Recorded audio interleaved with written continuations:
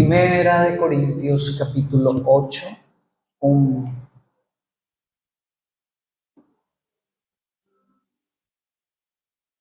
pasaje de la Escritura que ya hemos venido meditando, conociendo, entendiendo, porque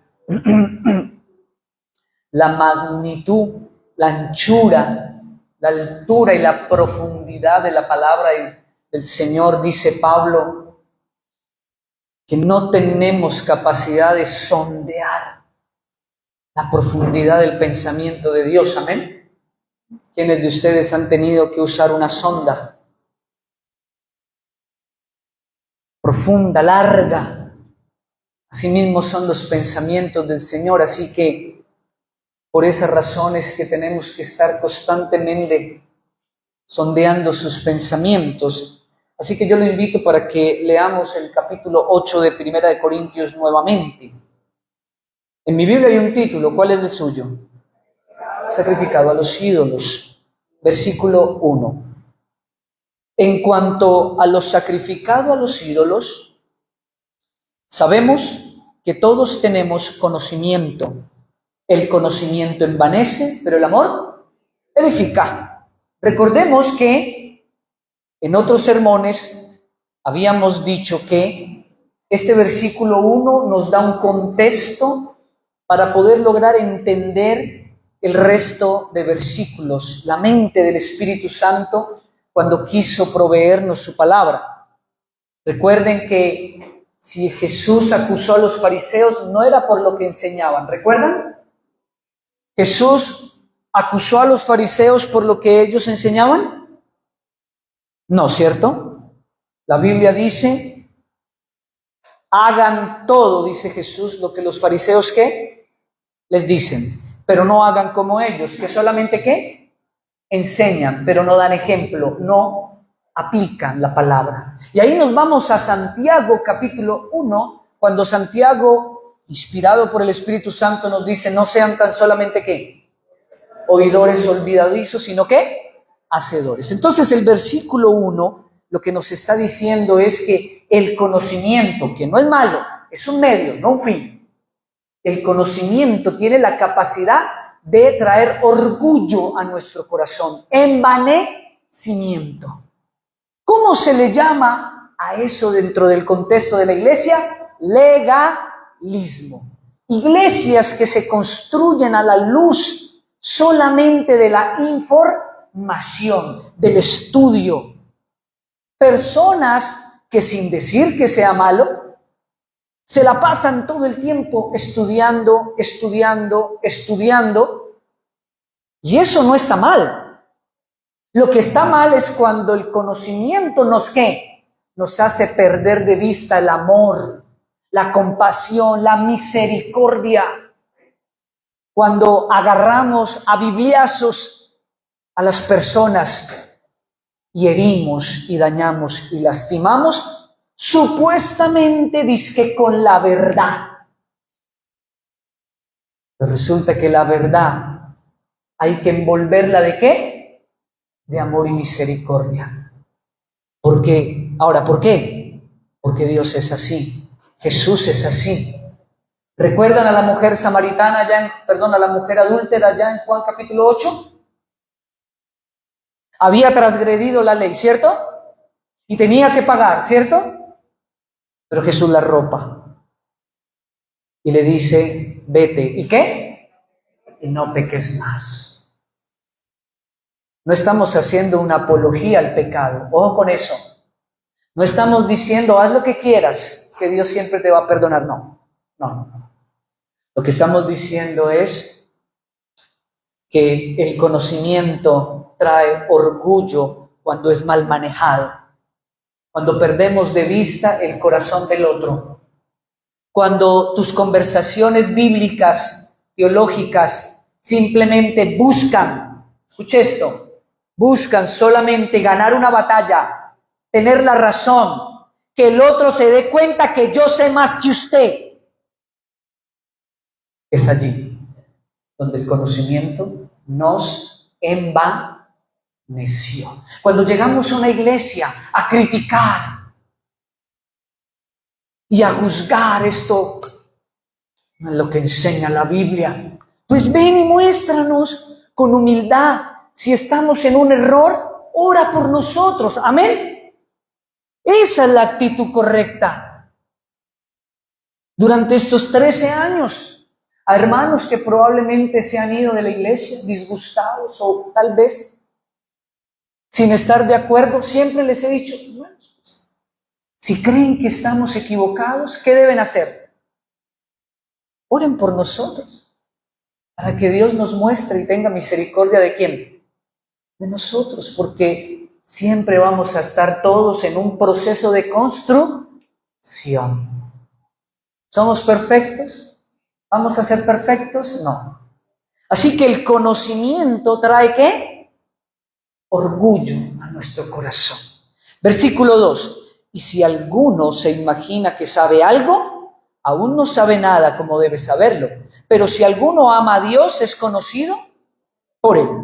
Acerca pues de las viandas que se sacrifican a los ídolos, sabemos que un ídolo nada es en el mundo y que no hay más que un Dios. Pues aunque haya algunos que se llamen dioses, sea en el cielo o en la tierra, como hay muchos dioses y muchos señores, para nosotros, sin embargo, solo hay un Dios, el Padre, el cual procede de todas las cosas, y nosotros somos por Él, y un Señor, Jesucristo, por medio del cual son todas las cosas, y nosotros por medio de Él. Versículo 7. Pero no en todos hay este conocimiento, porque algunos habituados hasta aquí a los ídolos comen como sacrificado a ídolos, y su conciencia, siendo débil, se contamina. Si bien la vianda no nos hace más aceptos ante Dios, pues ni porque comamos seremos más, ni porque no comamos seremos menos. Pero mirad, que esta libertad vuestra no venga a ser ¿qué? Tropezadero a los débiles. Versículo clave, versículo para memorizar, versículo para subrayar, versículo 9. Vuelva a leer conmigo. Pero mirad que esta libertad vuestra no venga a ser tropezadero para los débiles. ¿Qué es lo que está diciendo el versículo 9? Que los cristianos o los autodenominados cristianos tenemos una gran responsabilidad. Repita conmigo, gran responsabilidad. Sí, usted y yo, no solamente el pastor, no solamente el diácono que se pone una camisa blanca, no. Cada vez que nosotros decimos ser cristianos, seguidores de Cristo, tenemos en sí mismos una gran ¿qué? Responsabilidad. ¿De quién? De la persona que está a su lado, de la persona que está al frente, de la persona que está atrás, de la persona que viene a la iglesia, aún de la persona que ni siquiera es creyente. ¿Por qué? ¿Cómo un inconverso va a ver la diferencia entre alguien que se llama cristiano y alguien que no? ¿Cómo una persona del mundo va a decir, yo quiero ir a la iglesia, yo quiero tener a Jesús, el que tú tienes? Porque eres diferente, porque actúas diferente, porque no eres como en el mundo. Por eso el versículo 9 que dice, pero mirad que la libertad, porque Pablo está diciendo, si comemos o no comemos, no estamos cometiendo un pecado, amén. Pero ojo, que si para alguien que es débil en la fe, porque no tiene mucho conocimiento, algo le es pecado, ¿qué va a decir más adelante? Ya lo leyeron, lo hemos leído en el servicio ya 2, 3 veces. ¿Qué dice la Biblia? Ten cuidado, no lo hagas.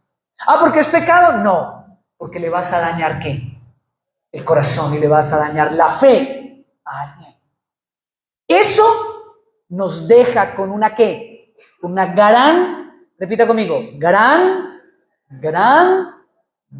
responsabilidad. Cada vez que usted viene y se sienta en una iglesia, usted se vuelve responsable delante de Dios, así sea de sus hijos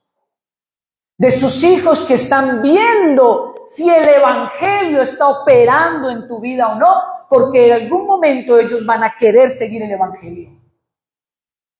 La razón por la cual muchos hijos de los cristianos no siguen el Evangelio es porque no logran ver coherencia en la fe de sus padres. Y eso nos deja ¿con qué? Con una ¿qué? Gran responsabilidad. Porque estamos viviendo un mundo de personas irresponsables. Irresponsables con sus decisiones, irresponsables con sus acciones, egocéntricos, sin medir las consecuencias del daño que le hacemos a otros. Voy a repetir eso. Sin medir, ¿está conmigo? Sin medir las consecuencias del daño que le hacemos ¿a quién? A otros. Así que, hermanos, esta nueva serie es una serie que la he titulado de esta manera: responsabilidad, iglesia y ¿qué? Y misión. No podemos conformarnos a este mundo. La Biblia en Romanos dice: renovados en vuestro ¿qué? Entendimiento. No te conforméis a lo que este mundo canta, a lo que este mundo, a las melodías, ¿sí? ¿Recuerdan a Hamlet, que se llama, el flautista? ¿Sí ve que ustedes han leído más que yo? Y lo particular de este flautista que aparece en Shrek 3, ¿en Shrek 3 o en Shrek 2? Bueno, no sé, pero en Shrek. Este flautista, porque me fascinan las películas de Shrek, pero ese flautista apenas suena la melodía, ¿qué pasa? ¿Qué pasa? Parece que hubiera una hipnosis y todo el mundo queda al servicio, ¿sí? Y resulta que el diablo tiene su flautita. El diablo tiene su flauta. Y cuando salimos al mundo la toca. Y es muy triste ver cristianos autodenominados creyentes que bailan al son que el diablo les toca. Es otra manera de hablar del cafecito con el diablo. Ahora ya no es el cafecito, ahora es la flautita. Pero es otro sinónimo: responsabilidad. Hermanos amados, cuando nosotros decidimos adoptar la fe que tenemos, hemos decidido no solamente los derechos. ¡Ay, qué bendición las promesas! Dios me ama, amén. ¿Soy hijo de Dios?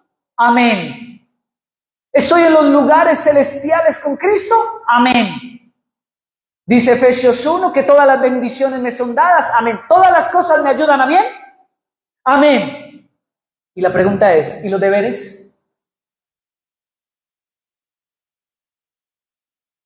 Y cuando tengo que asumir una adultez espiritual de responsabilidad de ser ejemplo, sin importar la edad que tengan, porque la edad espiritual no tiene nada que ver con la edad biológica. Los jóvenes de la iglesia también están llamados a ser ¿qué? Ejemplo. No pueden pisotear a Cristo, ni su cruz, ni su sangre. Allá afuera tienen que ser ¿qué? Ejemplo. Porque son las responsabilidades que debemos ¿qué? Asumir delante del Señor. Porque Él un día nos pedirá cuenta. Es grave. Es más, el Señor Jesús en una ocasión, hablando de los niños, dice que aquel que le dañe la fe y maltrate a un niño, abuse de un niño, ¿lo han leído? ¿Lo han leído? Es mejor que ¿qué? Que se ponga ¿qué? Un lazo en el cuello con una roca y se tire a un río.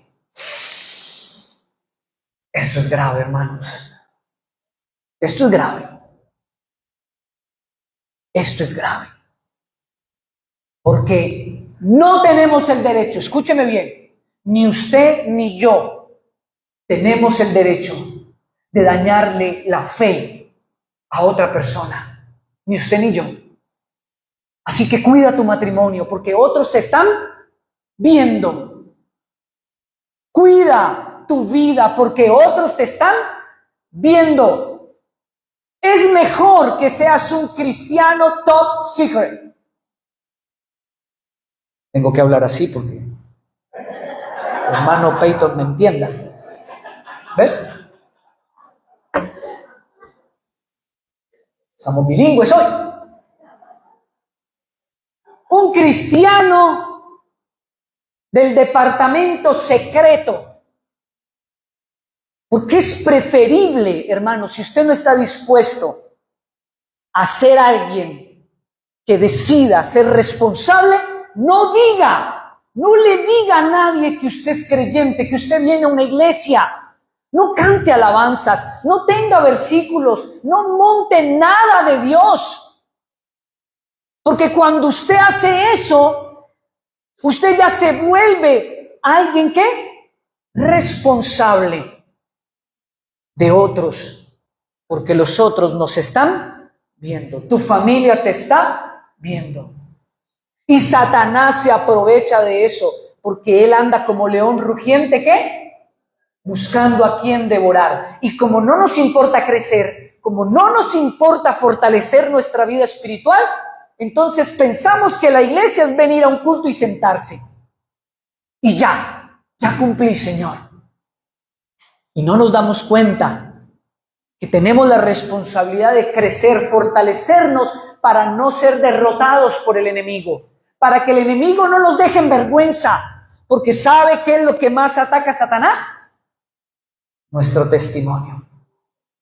Porque él sabe que mata 2, 3, 4, 5 pájaros de un solo tiro cuando hace que tú caigas. Cuando él logra permear, separar a la presa. ¿Usted sabe cómo ataca el león? ¿Usted no ha visto Discovery Channel? National Geographic. ¿No lo ha visto?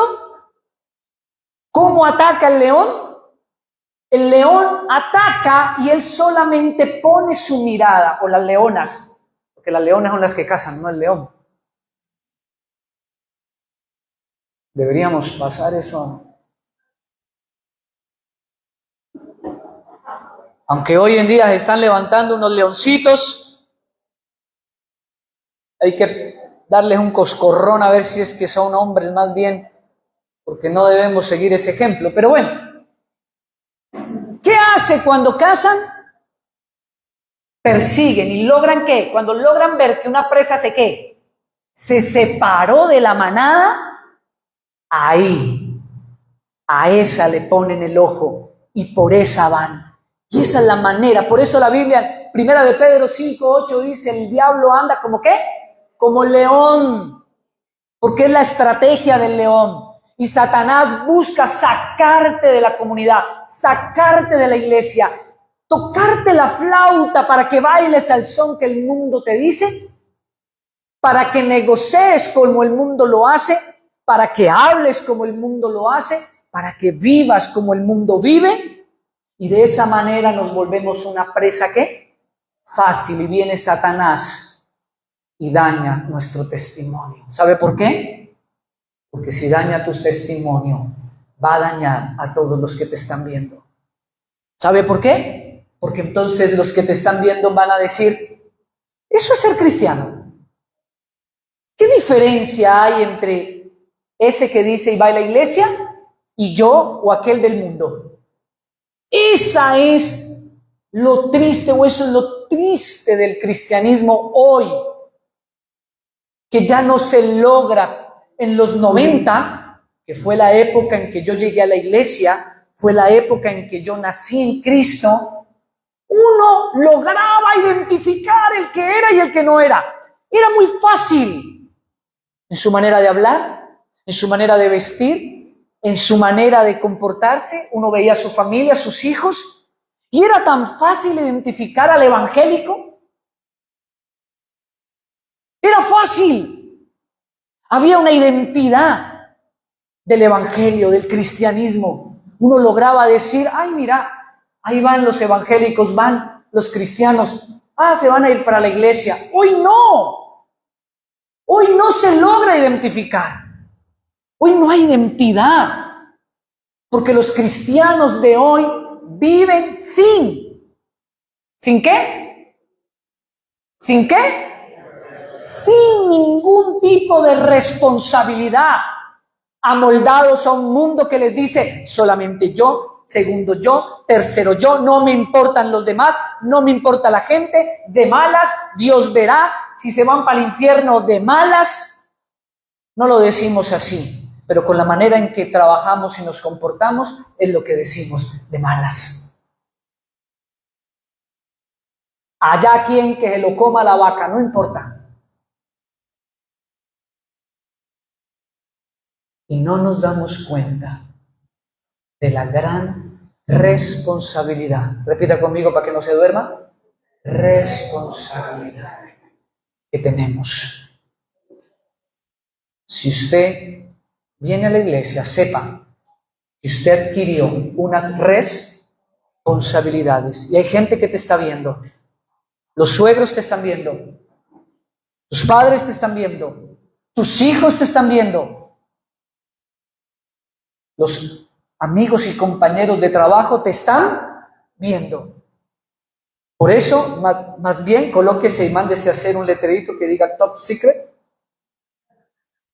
cristiano secreto, y no le diga a nadie nada, para que no le dañes la fe. Vuelva a leer conmigo el versículo 9. Pero mirad, que esta libertad vuestra no venga ¿a qué? A ser tropezadero para los débiles. ¿Cuál libertad? ¿Cuál libertad? Cuando Pablo dice, todo me es lícito, pero no todo ¿qué? Me conviene. Esa es la libertad. La libertad es que Dios nos ha dejado la capacidad de decidir camino de bendición o camino de ¿qué? De maldición. La libertad es que Dios nos ha dado la capacidad de decidir dónde vamos a construir nuestra casa. ¿En la roca o en dónde? O en la arena. Apenas como 4 han leído Mateo 7. A ver otra vez. Dios nos ha dado la capacidad de construir y decidir dónde construimos. ¿En la roca o en la arena? Esa es nuestra decisión. Y los que construyen su casa, su vida, su fe sobre la roca son los únicos que han asumido la responsabilidad de ser una valla publicitaria, de ser los pregoneros del evangelio, de ser cartas abiertas. ¿Recuerda cuando Pablo dice que los cristianos debemos ser cartas abiertas? Cartas que otros puedan ¿qué? Leer. Yo le hago una pregunta. ¿Ese conocimiento ya te envaneció? ¿Ya trajo orgullo a tu corazón? Porque yo veo que el versículo no lo sabemos. Yo veo que usted durante años ha acumulado información. Es más, ya en piloto automático usted dice los versículos. Todo lo puedo en Cristo que me... ¿Ves?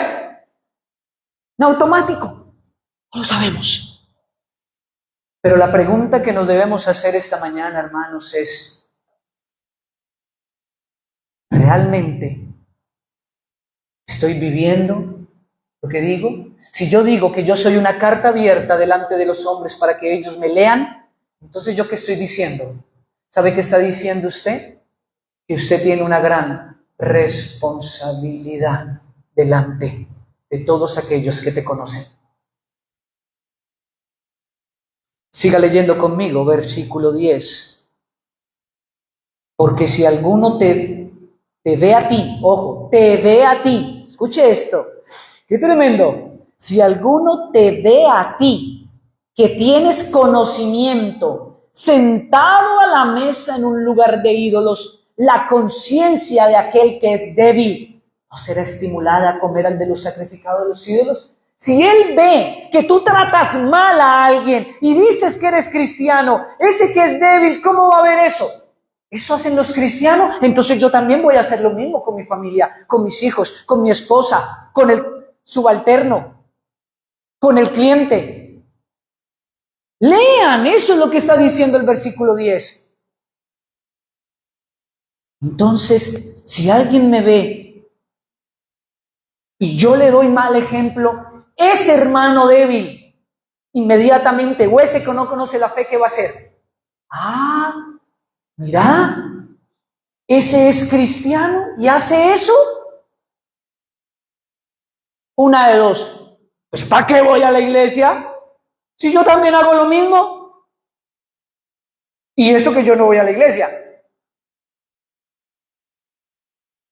O el otro extremo es decir, así que así se hace.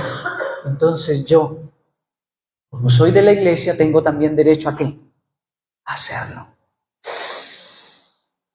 Hermanos, tenemos que crecer. No nos podemos quedar enanos espirituales.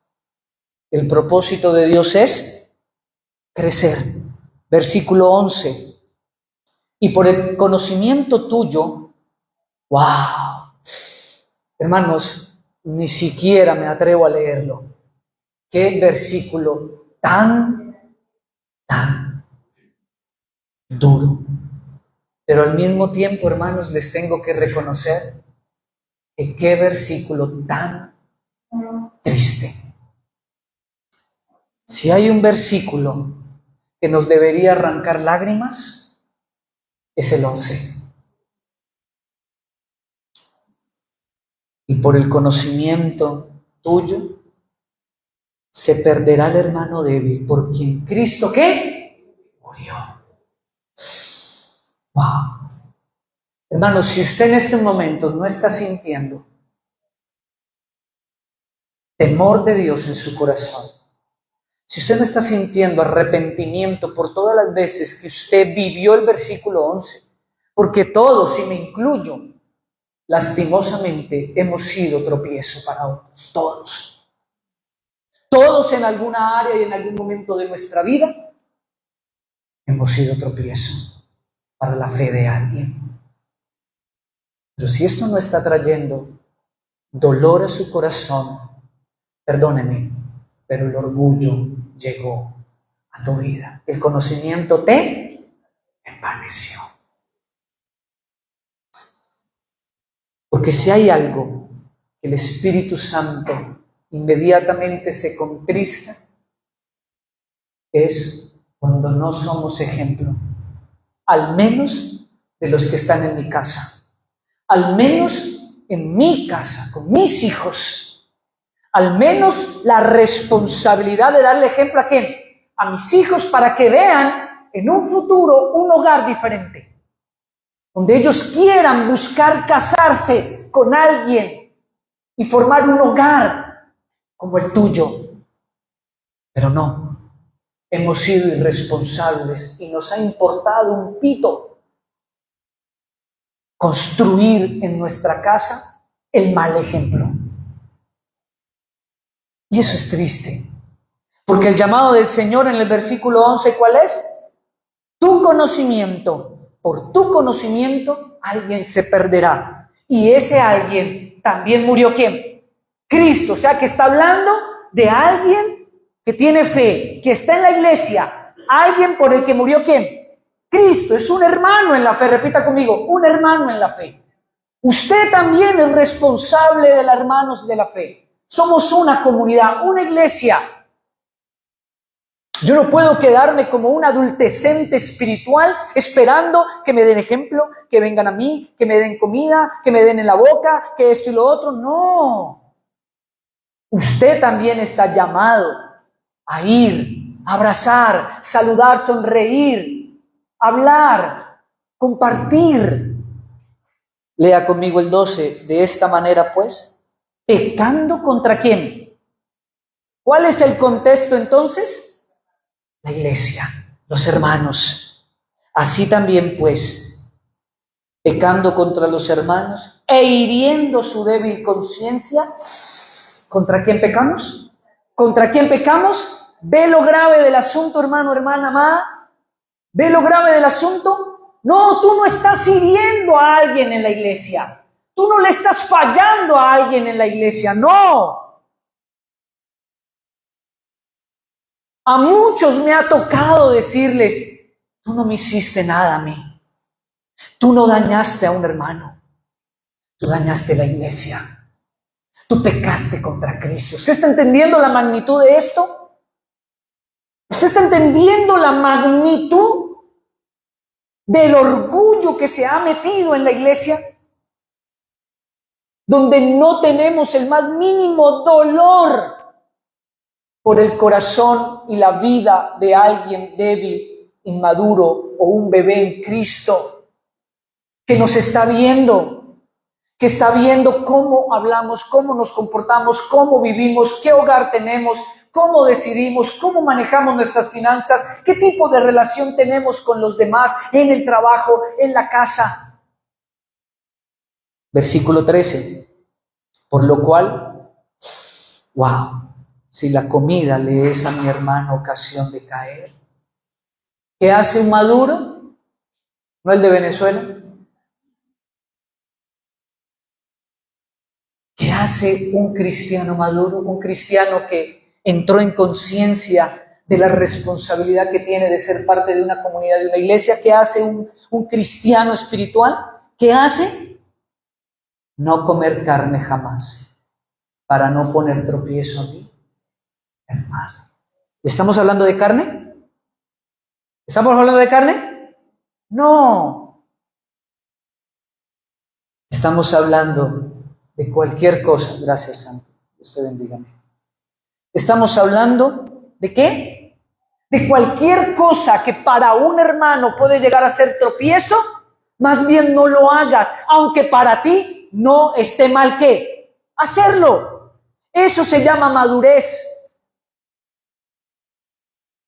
Hay cosas que uno no tiene pecado delante de los hijos. ¿Tener relaciones sexuales en el matrimonio es pecado?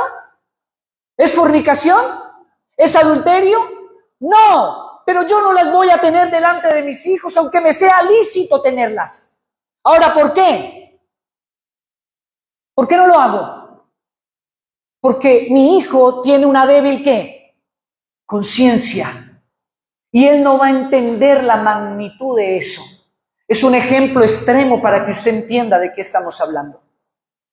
Es para que usted entienda que nuestras decisiones, nuestra vida espiritual, nuestra relación con Dios, nuestra madurez es un asunto muy serio para Dios. ¿Sabe por qué? Porque no tiene que ver contigo. Repita esto conmigo. No soy una isla. Repita esto conmigo. No soy una isla. No soy una isla. Eso es lo que el mundo nos está vendiendo hoy. No soy una isla. No somos islas independientes. Si usted cree que venir a la iglesia, sentarse, irse, no tener relaciones, usted no está en la iglesia. Usted está viniendo a un lugar, pero usted no está experimentando la iglesia. La iglesia se experimenta cuando usted se relaciona ¿con quién? Con otros. Cierre sus ojos. Padre, gracias por tu palabra y te pedimos, Señor, que puedas a través de ella transformarnos, dirigirnos, guiarnos y darnos a entender aquello que tú, Señor, quieres transformar, limpiar, cortar de nuestra vida, Señor. Haznos conscientes, Dios, temerosos de tu palabra, para no fallarte, Señor, porque cuando le fallamos a un hermano, estamos fallando a ti. Cuando pecamos contra un hermano, no estamos pecando contra él, estamos pecando contra la cruz, contra Cristo Jesús. Perdónanos, Señor, y ayúdanos, Señor, a ser conscientes bajo la luz, bajo el poder de tu Espíritu Santo, Señor. En el nombre de Jesús. Amén. Vaya a Primera de Timoteo, capítulo 3.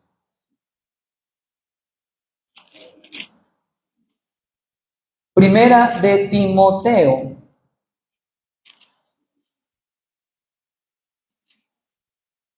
Recuerde que Timoteo pertenece a la tercera división del Nuevo Testamento. ¿Cómo se llama? Cartas Paulinas. las cuales a su vez están divididas en dos, cartas generales y cartas personales. ¿Cuáles son las cartas generales de Pablo? Romanos, Corintios, Gálatas, Efesios, y vienen los enses, Filipenses, Colosenses, Tesalonicenses. Y ahí comienzan las cartas personales de Pablo, que son Primera y Segunda de Timoteo. Así que Primera y Segunda de Timoteo están exactamente después de Segunda de Tesalonicenses. Ya se ubicó, ya puede encontrarlo. Primera de Timoteo, capítulo 3. Primera de Timoteo, capítulo 3, versículos 14 y 15.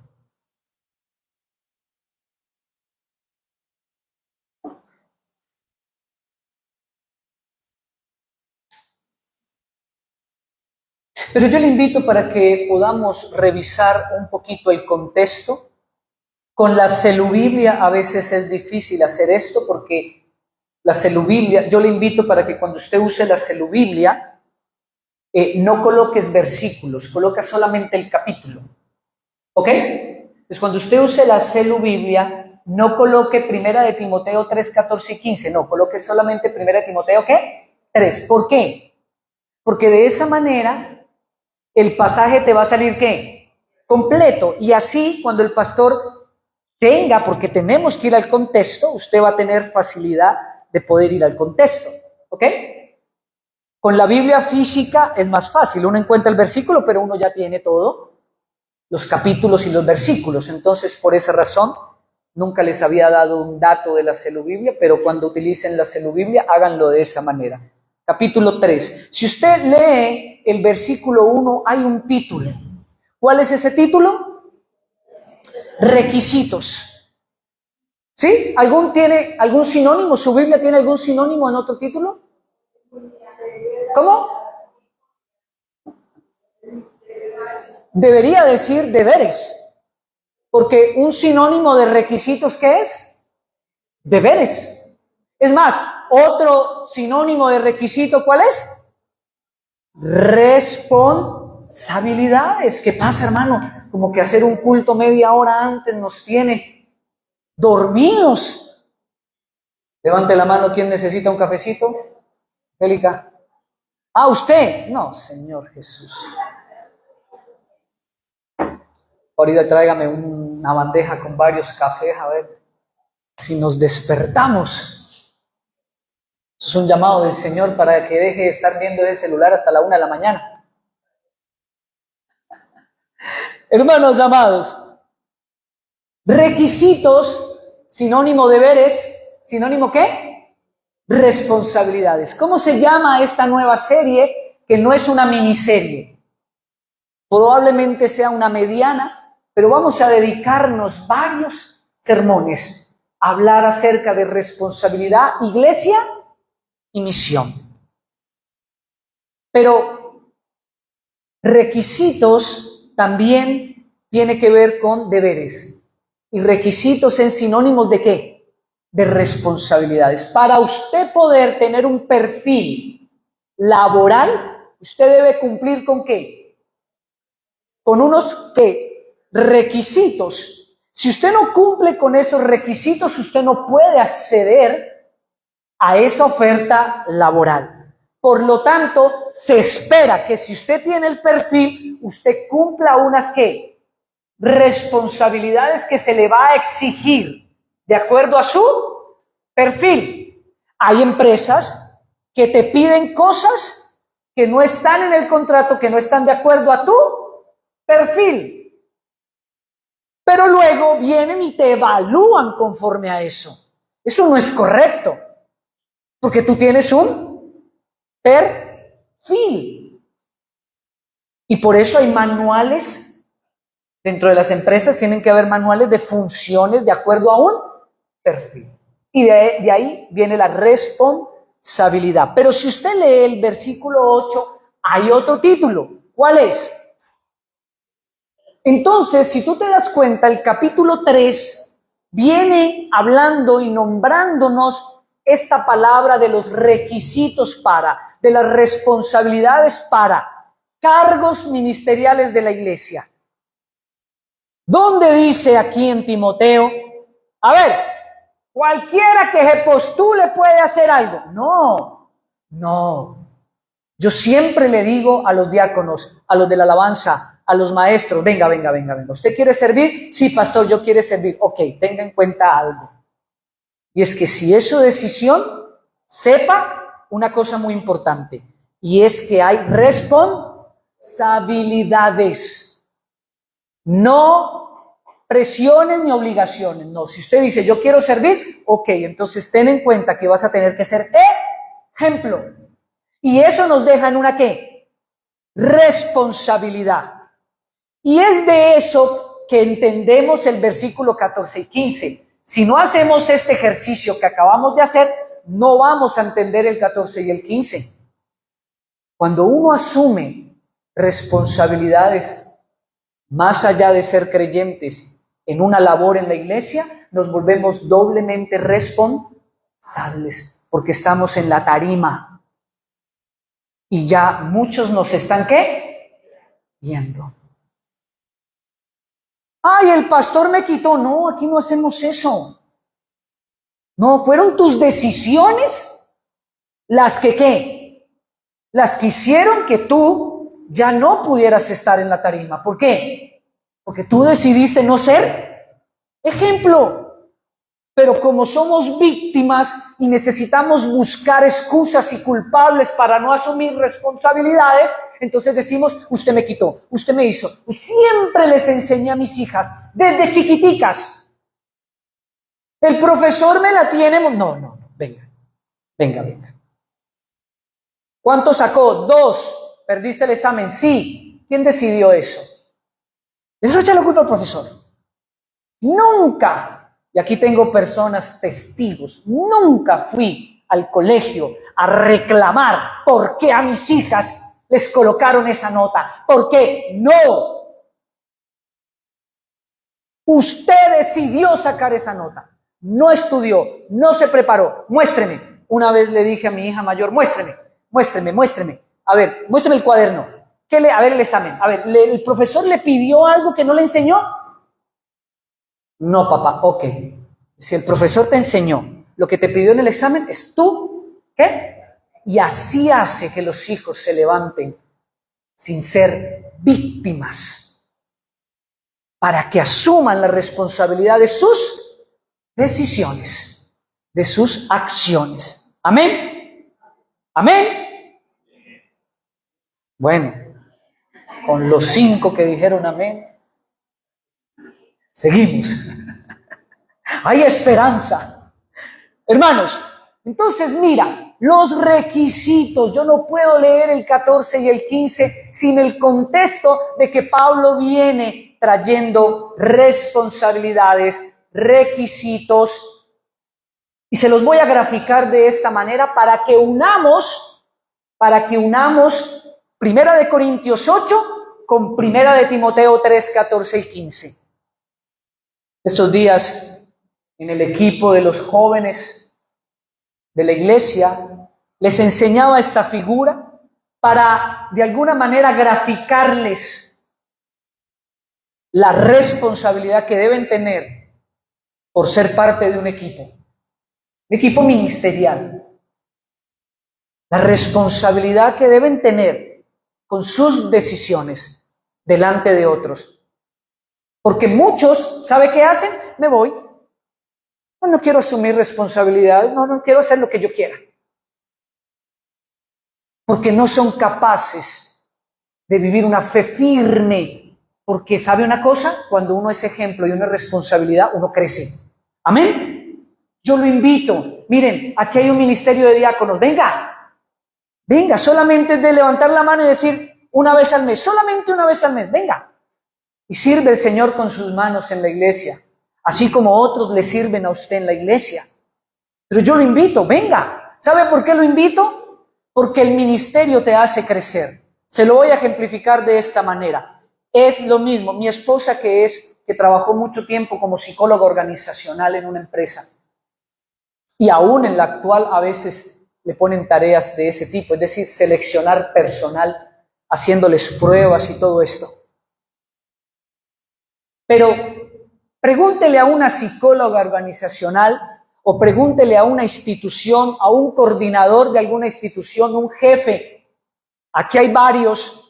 Si para usted es lo mismo un empleado con hijos que un empleado sin hijos, ¿es lo mismo? Jamás será lo mismo. Porque el empleado sin hijos en cualquier momento te deja el trabajo tirado. ¿Por qué? Porque no tiene responsabilidades. Vive en la casa de los papás, no paga arriendo seguramente, no, ¿sí? Es decir, o así no viva en la casa de los padres, pues tiene esa libertad de decir, sí, pues me van a regañar, me van a exigir, pues me voy. Y pasan la carta de renuncia y dejan el trabajo tirado, el proyecto tirado, el equipo tirado, no les importa. Porque no tienen, ¿qué? Responsabilidades. Pero cuando uno tiene hijos, cuando mis hijas estaban pequeñas y yo llegaba todo frustrado y me iba alegando con mi esposa en el carro, es que no estoy de acuerdo, es que yo no sé qué, es que... Jamás le dije, voy a renunciar. Eso jamás se lo dije. Me podía quejar todo lo que quisiera, pero jamás dije voy a renunciar. ¿Por qué? ¿Por qué? Y tenía ganas. Y quería dejar todo tirado. Y quería largarme. Y casi que decirles, era lo que van a perder. Porque así somos, ¿no? Así somos. Mire, pero era que yo me vaya y lo que va a perder ustedes aquí, porque esta empresa sin mí no es nada. Nos creemos eso. No sé de dónde sacamos eso, pero no la creemos. Jamás. ¿Sabe por qué no renunciaba? Porque entonces, ¿cómo íbamos a comer? ¿Cómo íbamos a pagar cuentas? ¿O echarle gasolina al carro? ¿Cómo? Entonces, ¿tocaba qué?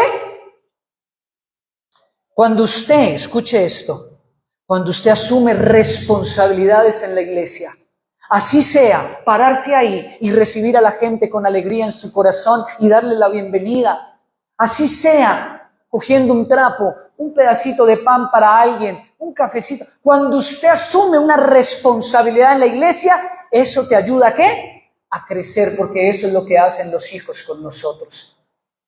Los hijos nos vuelven más responsables.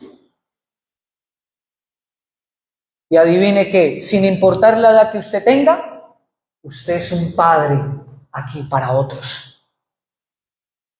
Porque nos están, ¿qué? Nos están viendo, nos están mirando. Y eso, ¿sabe qué produce en la vida de una persona? Autogestión y autorregulación. Repita conmigo, autogestión y autorregulación. Cuando usted no tiene a nadie a quien darle ejemplo, a usted le importa lo que sea, cómo se comporta, qué hace, qué deshace, a quién daña y a quién hiere. Esa es la mayor expresión del ego y de la carne. Ahí no está Cristo. Ahí no está Cristo.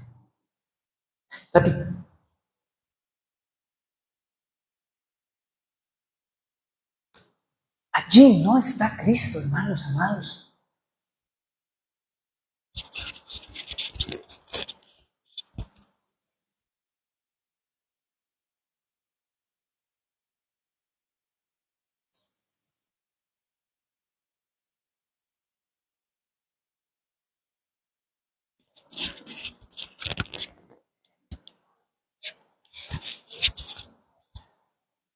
Entonces, hermanos, ya con este contexto, les decía yo, para terminar, me quedan 5 minuticos, para terminar este contexto le decía yo a los chicos del equipo que había visto la entrevista de un cantante famoso cristiano en Argentina.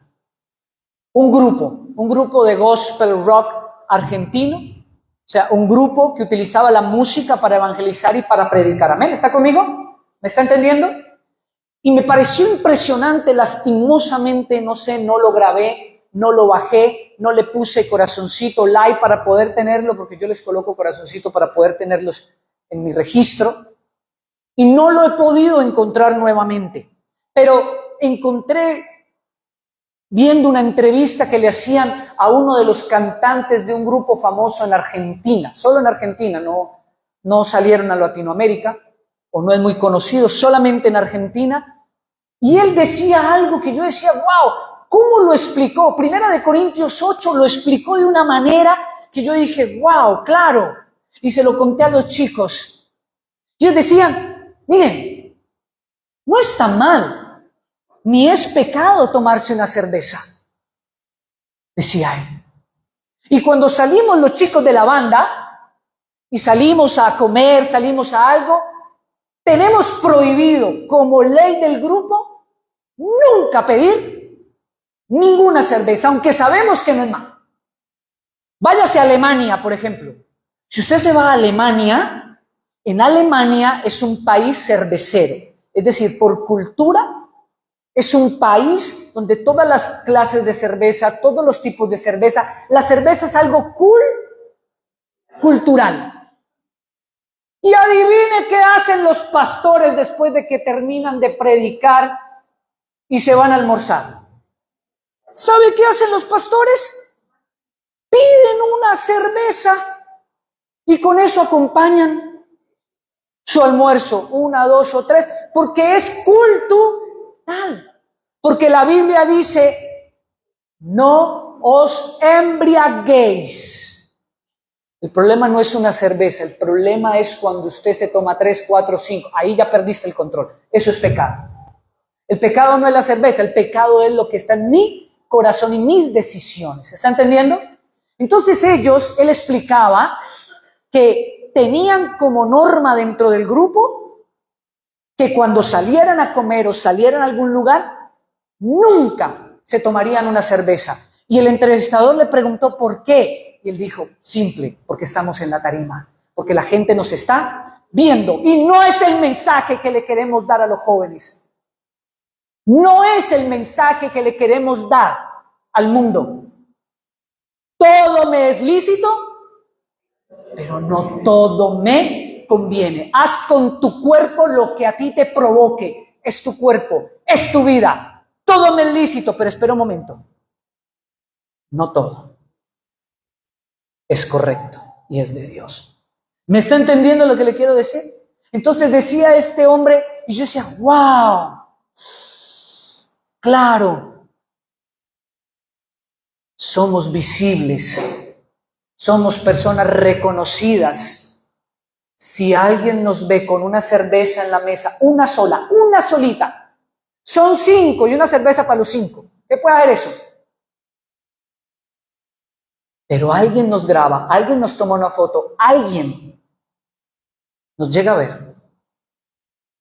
Entonces, el daño se lo hacemos a Cristo, a la cruz, no a la persona. ¿Está entendiendo? Y a eso nos vamos a dedicar semana tras semana, entendiendo y siendo estimulados a crecer, a salir de nuestra zona de confort, escondidos para que nadie nos vea, para no asumir responsabilidades, quedando como niños en Cristo, tomando solamente leche y leche y leche y leche, cuando la Biblia dice que tenemos que empezar a tomar alimento sólido.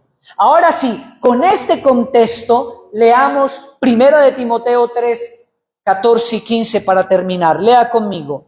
Esto te escribo. ¿Están conmigo? ¿Están conmigo, hermanos?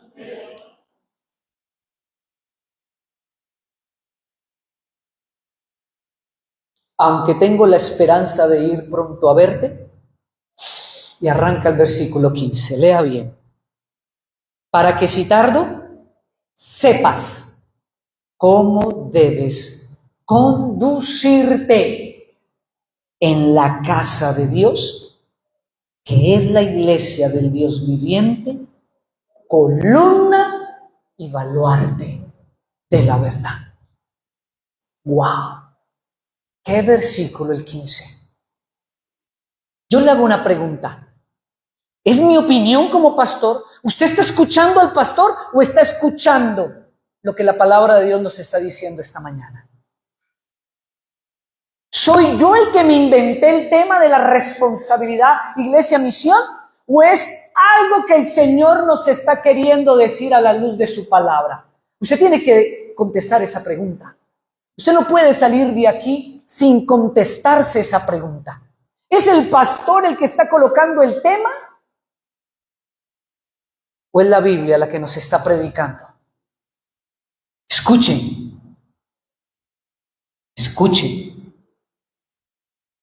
para que si tardo sepas cómo debes ¿qué? Conducirte. ¿En qué contexto? ¿Cómo debes comportarte? ¿En qué contexto? ¿En dónde? En la casa de Dios, que es ¿qué? La iglesia del Dios viviente, columna y baluarte de la verdad. De aquí salen varios principios. Primer principio, no hay cristianismo sin iglesia. No lo hay. El versículo 15 lo dice. No hay cristianismo sin iglesia, sin comunidad, sin hermanos. No existe el cristianismo YouTube en mi casa, aislado, donde yo me congrego conmigo mismo, con mi esposa y mis hijos y colocamos un predicador ahí en el televisor. No, eso no es iglesia, hermanos.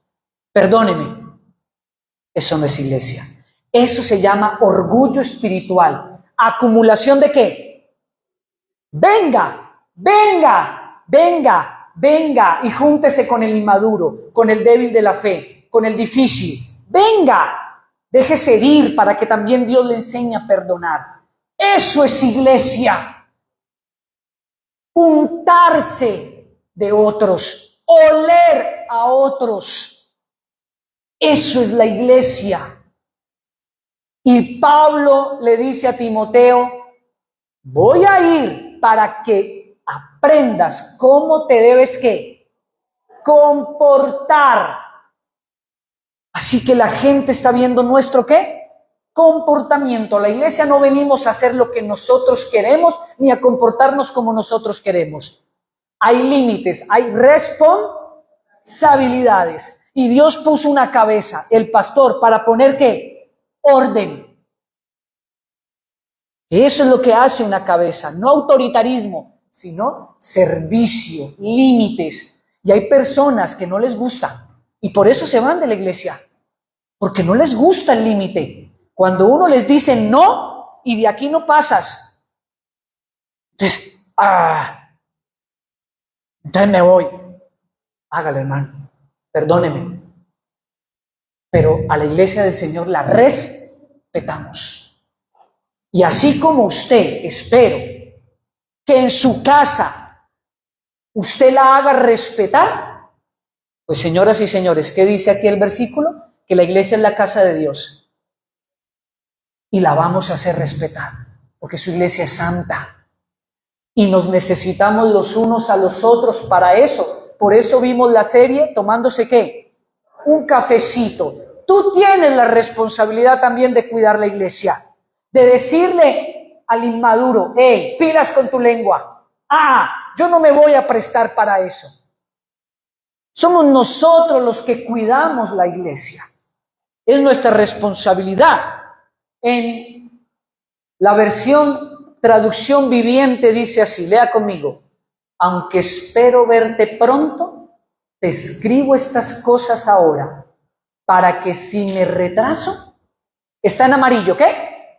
Sepas cómo deben comportarse las personas en la familia de Dios. Esta es la iglesia del Dios viviente, columna y fundamento de la verdad. Este versículo es la columna de lo que llamamos doctrina de la iglesia. La iglesia no es un tema de la Biblia. La iglesia no son versículos de la Biblia. La iglesia es una doctrina. Repita conmigo, la iglesia es una doctrina. Y si es una doctrina, nosotros tenemos que asumirla como tal. Por eso dice, no dejando de ¿qué? De congregarse. Porque cuando nos congregamos estamos cumpliendo la voluntad de Dios. No es si a ti te parece, no es si es que amaneciste con ganas. ¿Usted también lo hace así en su trabajo? ¿Cuántos días de la semana usted amanece con ganas de ir a su oficina? A ver, vamos a mentirle al Señor hoy. A ver, ¿cuántos días de la semana usted el miércoles coloca música pachanguera? Me voy a ir a trabajar, todos a levantarse. ¿Cuándo hacemos eso? No lo hacemos porque cuesta, porque son disciplinas, Porque hay responsabilidades. La iglesia es una responsabilidad. Entonces, cuando abra los ojos, por más de que no quiera ir y esté cansado, él ha tenido una semana difícil, yo mismo me levanto porque voy a adorar al Señor. Es un mandamiento, es una doctrina. No es tu parecer, no es tu opinión, es nuestra responsabilidad. ¿Ves cómo todo cambia? Y terminemos leyendo en la traducción del lenguaje actual. Lea conmigo. Espero visitarte pronto, pero te escribo todo esto por si acaso no llego a tiempo. Así sabrás cómo debemos comportarnos los que pertenecemos a la iglesia, que es la familia del Dios vivo. La iglesia sostiene y defiende la verdad. Qué hermoso, hermanos. Qué lindo que en esta mañana el Señor haya estimulado nuestro corazón para entender que somos hijos de Dios y que somos parte ¿de qué? De una familia. Amén. Porque la Biblia dice que éramos extranjeros, que no éramos hijos. Y ahora en Cristo Jesús somos ¿qué? Hijos. Y la Biblia llama solo a los cristianos hermanos, porque somos hijos de un solo Padre. Y como hermanos, juntos debemos crecer en la fe. Por eso se llama iglesia. Por eso servimos en la iglesia. Por eso amamos la iglesia. Por eso respetamos la iglesia. Por eso cuidamos nuestro testimonio en la iglesia. Y la Biblia dice que si alguno que se considera hermano quiere permanecer en su pecado y dar mal ejemplo en la iglesia, ¿qué dice la Biblia? ¿Qué dice Jesús? Tenlo, ¿por qué? Por publicano. Ese no es un hermano. Ese no es un hijo. Ojo. ¿Me está entendiendo? No se lo estoy diciendo yo. No se lo estoy diciendo yo. Es la Escritura. Porque tenemos responsabilidades.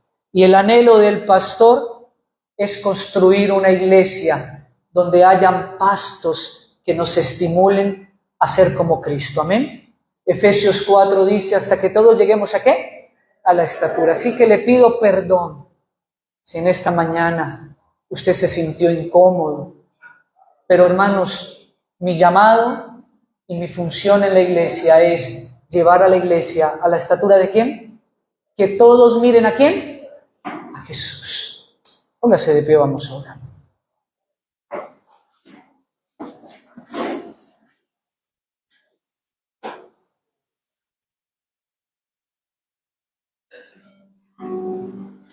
Yo le invito para que usted cierre sus ojitos. Yo le invito para que usted cierre sus ojos. Y quiero hacerle una pregunta en esta mañana. Quiero hacerle una pregunta. Allí con sus ojos cerrados. Cerramos los ojos por dos razones. Uno, aunque no es la más importante, cerramos los ojos para no tener ninguna estimulación visual externa que nos permita desconcentrarnos y así podamos entrar en una reflexión interior, introspección. Los ojos cerrados nos permiten mirar hacia adentro. Y la segunda razón, que es la más importante de todas, es porque Él es el Rey. Y de manera reverente inclinamos nuestro rostro porque Él es el Señor. Y es una audiencia, es una conversación con el Rey de Reyes y Señor de Señores. Así que por esa razón cierre sus ojos. Y yo le tengo una pregunta en esta mañana.